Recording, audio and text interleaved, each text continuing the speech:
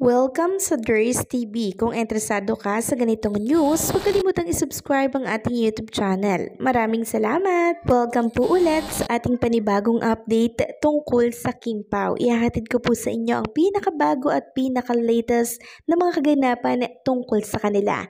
Kaya naman kung hindi ka pa subscriber ng ating channel, pindutin nyo na ang notification bell para lagi kayong updated sa mga balitang trending at napapanahon. So ayun, welcome back again sa ating YouTube channel mga ka-Kim Pao, and for tonight's video, ang pag-uusapan natin ay tungkol sa mga importanteng kaganapan kina Kim and Paolo Avellino tonight. So itong Kim Pao and ang kanilang movie na My Love Will Make You Disappear ay world premiere tonight, no? So ang dami pong mga bigating artistang nagpunta doon. Andyan po si Ma'am Valerie Concepcion, si Kelsey, si Ate Lakam, si Lassie po, mga co-host po ni Kim Chiu sa It's Showtime. And syempre, andirito rin po si Maki, yung kumanta po ng theme song My Love Will Make You Disappear. And etong si Jillian Vicencio. Marami po nagpunta dyan mga ka-Kim Pao. And talagang all-out support sila sa My Love Will Make You Disappear. And for sure, grabe pag-uusapan talaga itong My Love Will Make You Disappear pagkatapos po ng world premiere night na to. And alam niyo po ba mga Kim Pao, pinasili po ng ABS-CBN Star Cinema etong kanilang preparation doon. May pa-red carpet sila dyan mga ka-Kim Pao, and talagang bonggang-bongga po ang setup. Ayan no, ang daming color violet na balloon. Talagang nagniningning at kumukuti-kutitap, no? Etong magarbong preparation ng team po ng My Love Will Make You Disappear. So nakakatuwa at nakaka-excite kasi bukas na magsisimula na po itong pelikula ni Kim and Paolo Avellino. And kayo ba, excited kayo mga ka-Kim Pao? Kasi ako mga ka-Kim Pao, sobrang excited ko talaga. Parang hindi na ako makatulog. Parang gusto ko nang hilahin yung oras para umaga na agad at makapanood na tayo ng My Love Will Make You Disappear. Kasi feeling ko talaga sobrang ganda po ng kwento ng My Love Will Make You Disappear. Lalo si Kim and Paolo Avellino po ang gumanap dito. And sabi nga ni Kim and Paolo, hindi kayo magsisisi pag pinanood nyo po ang My Love Will Make You Disappear dahil sobrang nakakilig to, tatawa, iiyak kayo, and syempre maiinis kayo. So halo-halong emotion ang inyong mararamdaman habang nanonood po kayo ng My Love Will Make You Disappear. Siguradong magsisigawan kayo sa loob ng sinihan for sure. Bukas yan. Sabi nga po ng ABS-CBN Film Production Star Cinema, World, are you ready to fall in love?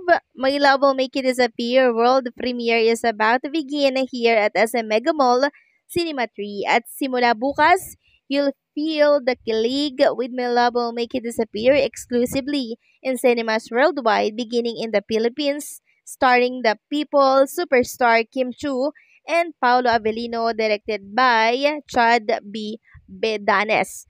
Nako, wag niyo pong palalagpasin to mga ka-Kim Pao, okay?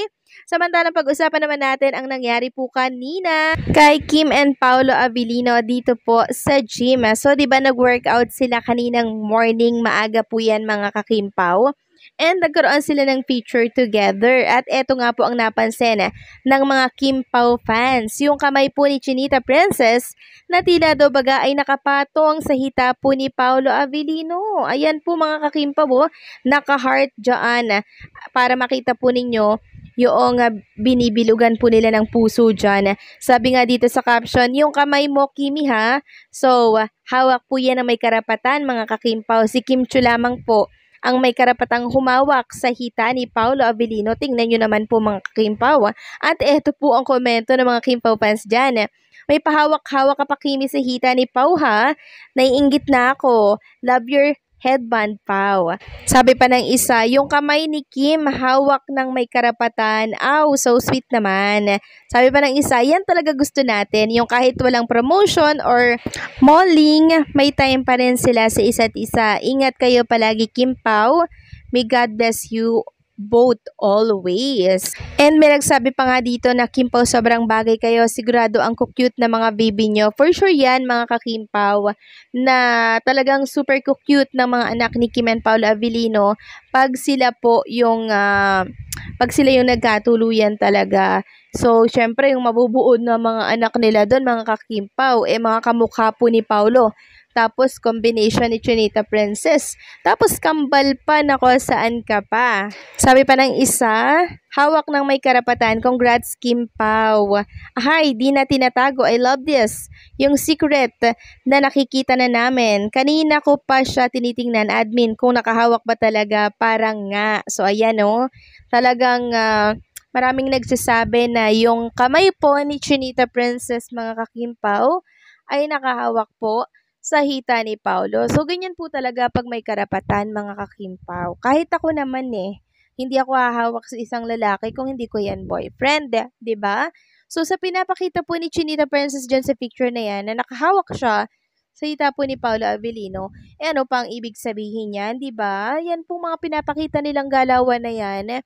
Ano yan? Indirect na pag-amin talaga yan, mga kakimpaw. Tsaka napaka-obvious naman, mga kakimpaw, diba? Magbubulag-bulagan pa ba tayo? Lagi nga pong pinapakita ni Kim and Paolo Avellino kung ano pong meron sa kanilang dalawa. Sa hawak pa lang ng kamay ni Kim sa hita ni Paolo, talagang 100% na siya ang may karapatan kay Paolo Avellino. Talagang property na ni Kim si Paolo, yun po ang katotohanan doon, mga kakimpaw. Kaya sa mga bashers dyan na talaga namang pinipilit ang gusto po nila para po sa puo nila, naku po, yan na katunayan po na si Kim ang nagmamay-ari kay Paolo Avellino. Ayan na po, araw-araw nga pong sinasampal sa inyo. Hindi nyo pa ba yan makita? So, gusto ko yung ganito si Kim and Paolo Avellino kasi talagang nilalantad nila kung anong meron sa kanila. Hindi naman nila tinatago Hindi lang sila umaamin pero hindi nila tinatago kung anong meron sa kanila. So, gets na po natin yan. And kung tayo ay talagang nakasubaybay sa kanila lagi, talagang malalaman at malalaman nyo po sa kilos pa lang nila. Di man po nila aminin pero po sa kilos at galaw, confirm na. Ang dami na po nga nagsasabi niyan. Maging yung mga kasamahan niya po dito sa showbiz industry. 'Di ba? Talagang to the highest level ang kinig sa kanilang dalawa. Kasi pag magkasama po si Kim and Paolo Avellino tas nasa set yung dalawa, para daw silang nanonood ng sine or ng pelikula.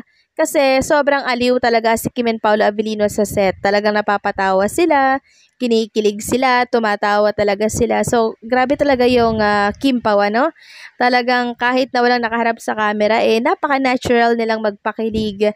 And syempre, totoo yung ginagawa nilang yan, 'di ba? Kaya kahit walang camera nakaharap, tapos may camera nakaharap, walang pagbabago. Sobrang galing pa rin po talaga nilang magpakilig sa likod or sa harap ng camera. So, paano mga kakimpaw? Hanggang dito na lamang ang update natin. Maraming salamat po sa patuloy na pagsuporta.